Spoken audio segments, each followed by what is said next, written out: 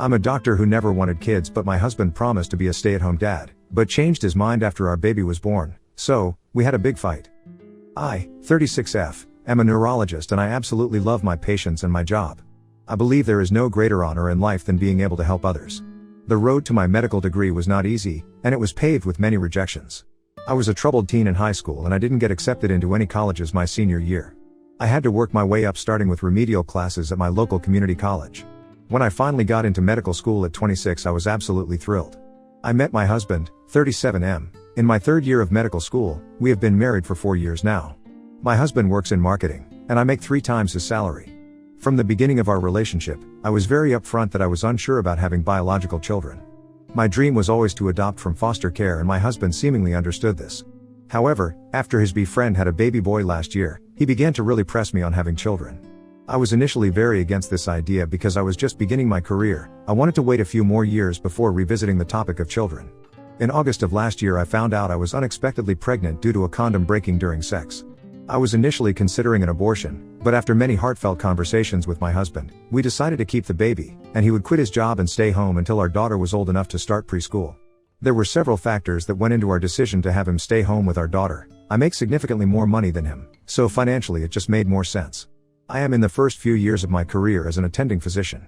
After 4 years of med school and a 4-year residency, I am just starting to practice on my own, whereas my husband has been in his career for 15 years. I was very clear I had absolutely zero desire to stay home and be a housewife. I respect stay-at-home mothers, but my work is my life, and I would go crazy at home all day. This just isn't a lifestyle I want whatsoever. Finally, I am not comfortable putting my child in daycare until she is old enough to express herself verbally. As a victim of a molestation when I was young, I just do not trust people enough to leave my daughter in the hands of strangers when she would be unable to report abuse/neglect. Our daughter is 9 weeks old today, and I am preparing to return to my practice in a few weeks. This weekend, I left my husband alone with our daughter while I attended a medical conference out of state. The conference was amazing, but when I returned home, my husband began acting weird. Today, when our daughter was napping, I pressed him to tell me what was wrong. He absolutely broke down and said he doesn't think he can do this. He expressed how trapped, alone and overwhelmed he felt all weekend. He now wants me to extend my maternity leave and is talking about trying to get his job back. This made me freak out, and I asked, well, what will we do with our daughter now? He responded by suggesting I leave my practice and work from home. I said absolutely not, and he suggested daycare. At this point, I just lost my shit and screamed, if I knew you were going to back out of your promise to take care of our daughter, I would have never had your child. I know I completely overreacted and I would never trade our daughter for anything. I love her so much. But I am so upset with my husband and I'm not sure how to move forward at this point. Additional information from OOP to address some health/medical issues. OOP, a few people have brought this point up, and I'm just going to address it here. I started hormonal BC at 17 when I lost my virginity. Unfortunately for me, I'm the kind of woman who gets practically every single side effect in the 3-page pamphlet. I tried a bunch of different kinds, but I eventually decided it was not for me. I got a copper IUD installed for a few years, but I ended up getting it removed early because it gave me severe cramping. I've been using strictly condoms for the past several years now and I have never had a problem. Also, this may be TMI, but I never allow my husband to ejaculate into the condom while his penis is inside me. This is for extra safety/peace of mind. Maybe 2x a year he will come too fast or unexpectedly and cannot pull out in time. The night we conceived my daughter, he came unexpectedly into the condom. I didn't think much of it because it happens occasionally, but now I'm really rethinking some things. Comments where OP has replied. Commenter 1. How does a neurologist work from home? NTA. He's quite happy for you feel trapped, overwhelmed and alone? Time for him to grow up. OOP. If I transition to a WFH role, I would likely have to give up caring for patients as a neurologist. I'd probably end up doing consulting work for a health insurance company. Sounds soul-sucking, I know. Commenter 2. Why in the world would you go to work after 9 weeks? Don't you have a year of paid maternity leave? OOP. Not in America. Honestly, you're lucky to get any paid maternity leave in this country. Commenter 3. NTA. But, OP, I would consider the red flags here. He wanted a child and you unexpectedly got pregnant. Now he wants to go back to work and the deal unexpectedly changed. Plus, why he felt alone and overwhelmed when he stayed home, but seems no concern for you to stay home and surely feel the same. Update, September 29, 2024. Hi everyone, it's been a few months since I made my original post.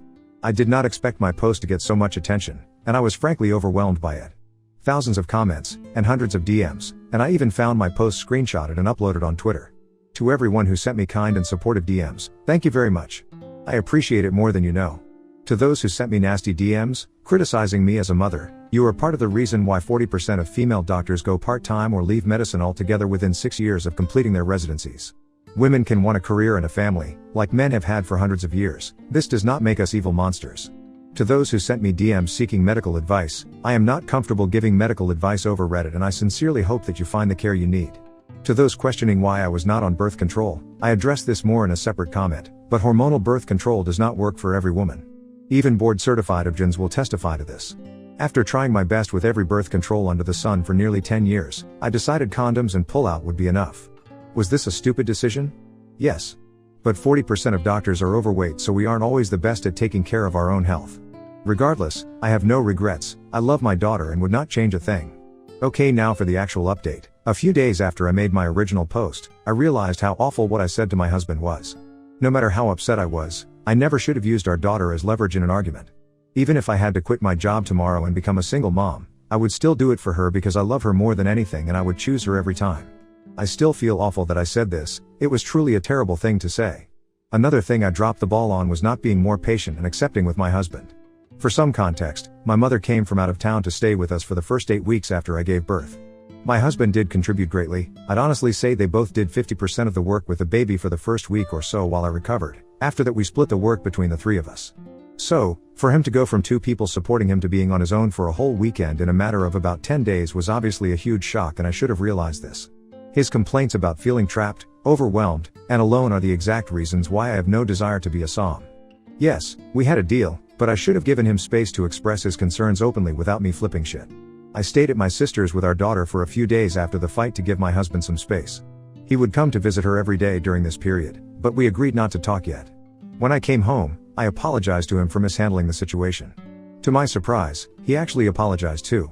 He told me that he never intended to back out of our agreement. He just became so overwhelmed that he was unsure he was capable of caring for our daughter properly.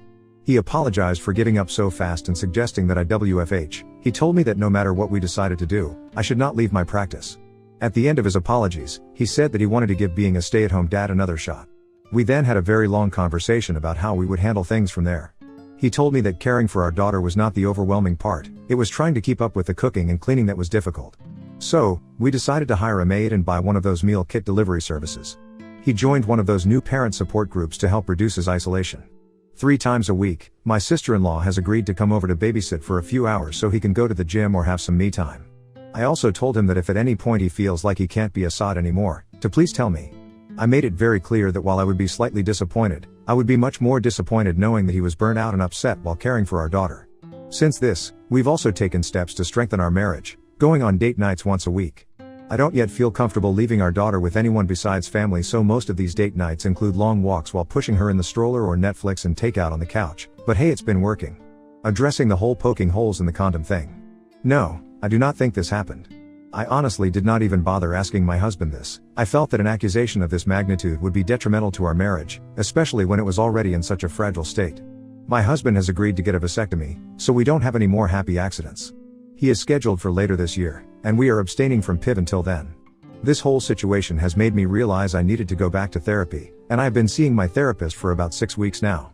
My CSA hadn't impacted my life for about 8 years prior to this, but having my daughter and dealing with postpartum anxiety has stirred up some really dark thoughts. I know that I am being overprotective due to my trauma, and I want to work through this so that I can be a good mother and a good partner. A lot of people told me to leave my husband, and I'm sure a lot of people reading this may think that I'm making a mistake. I know that I am not. My husband had a weak moment and broke down, but he does not have a pattern of being unreliable, dishonest, or unsupportive. He supported me through my final 2 years of med school, and throughout my residency. Please try to remember that my post highlighted the worst moment in our relationship. It did not show the 8 wonderful years we have had together. Comments where Op has replied, Commenter 1. Oh dear. This is all very step 40. Oop, about a year into my husband and I dating, I was studying for the USM Step 2 exam. This is an absolute monster of an exam. 9 hours in one day testing you on all your clinical knowledge. Your residency match heavily relies on your Step 2 performance. Obviously, I was beyond stressed. About 6 weeks before my exam, my husband and I had dinner reservations for 8 p.m. I was exhausted and accidentally fell asleep at 6 p.m., standing him up for dinner. At 9 p.m. he knocked on my apartment door to see if I was okay, and I broke down as soon as I opened the door.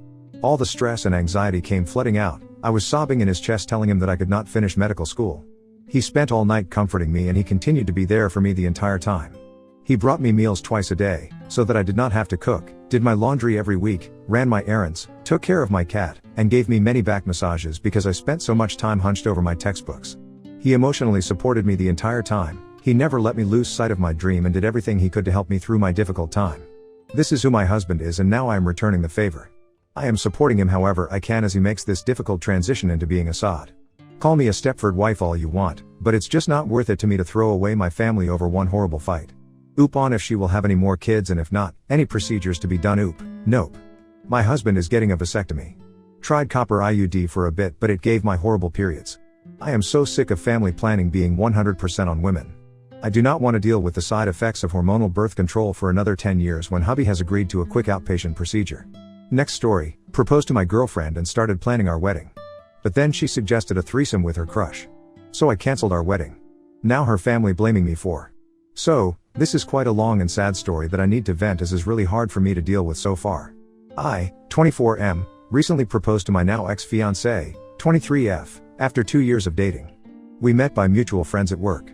We started talking as friends, we went on dates, and on New Year's Eve we officially started dating. During the beginning of our relationship she mentions this guy, Marvin. According to her, Marvin has always have a crush on her, and during the first months of our relationship he texted her several times asking her to leave me and give him a chance. We used to say how pathetic this guy was and how she despises him for suggesting she would leave me for him. I must clarify I'm nothing special, I'm a 5 feet 4 inches Asian nerdy guy. Time goes by and after 2 years on dating I decided to propose to her. So on New Year's Eve I gave her the ring and she say yes in front of her whole family. I have some money saved, she doesn't work, so I started looking for venues, catering, invitations, decor and everything. I spended a high amount of money as her parents are not in the position to help with the expenses and I have enough savings to go through this comfortably.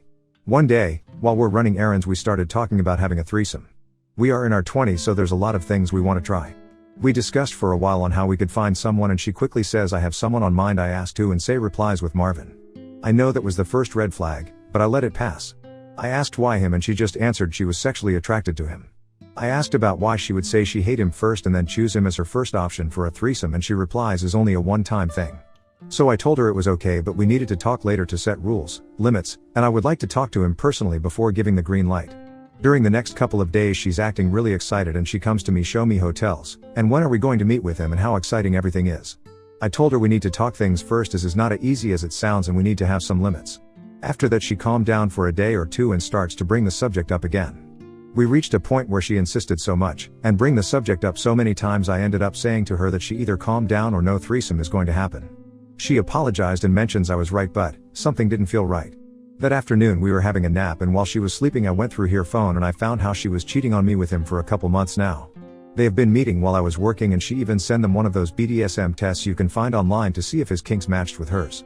To say I was furious is an understatement. She woke up while I was checking the phone and I confronted her. She started crying saying she was sorry and how she didn't know what she was doing. I packed my things and stormed out to stay at a hotel. That night I got a call from her parents saying how I was ruining the engagement and acting as a baby while I was the one who bring the topic of the threesome, and how her daughter wasn't at fault. I hung up without saying anything and started canceled everything I had for the wedding. She called me the next day apologizing and asking me to come back. Her whole family is sending texts asking me to man up, as I was the one at fault, and not breaking the engagement. Ada for canceling everything? Update 1, September 5, 2024. Hey guys. Thanks for everyone's advice, I appreciate the support and the mean comments. Both perspectives were helpful. Now, let me address just a few things before continue. 1. My ex stopped working to go to college. We met at work but she quit once we moved in together. 2. Yes, my now ex-fiancé told her parents we were breaking up because I suggested the threesome and got mad when she mentioned Marvin. And her parents believed her. 3. Yes, I needed reassurance to make sure I was not the one in fault. I have been conditioned all my life to be a doormat so it's hard to stand for myself. Here's the update. After seeing all your messages I reached to my fill so we agreed to meet at a nearby mall to talk about the reasons why I broke the engagement. I did have a good relationship with him as we both share the same interests and hobbies so I figure we could have a conversation. We met and even though he looked mad, he agreed to listen. I did took screenshots of the conversations my ex-fiancé had with Marvin and I showed them to him. After looking at everything he told me my ex gave them a totally different story. According to what he told me, my ex went to them crying saying I was breaking the engagement because I wanted to have a threesome and once she picked Marvin as the third I snapped at her. He also mentioned Marvin has been going to check on my ex since my ex has been staying with them after we broke up. We went to my apartment and packed all of her belongings to move her out. The ring was at the apartment as well so I kept it. We're on our way to drop everything to her right now. I will keep you guys updated. Update 2, September 15th, 2024. Hey guys, I'm back.